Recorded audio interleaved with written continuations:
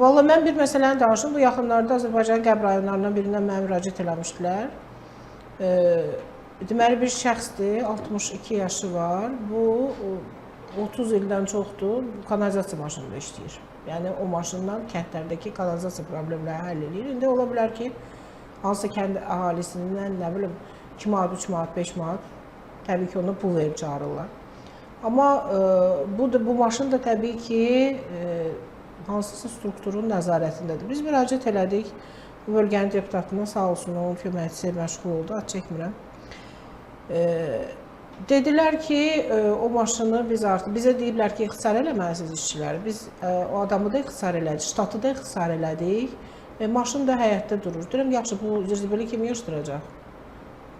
Elədiniz də, ixtisarçıda deyiblər ki, 30 nəfər ixtisar eləyin. Bu binanın içərisindəki oturanları yox, sahədə işləyən bu adamı, bu kanalizasiya maşını ixtisar elədiniz. Kanalizasiyanı kim daşıyacaq, nətər daşıyacaq? Rayonda ümumiyyətlə məsələ necə nizamlanacaq? Valla mən heç bir cavab verə bilmədilər.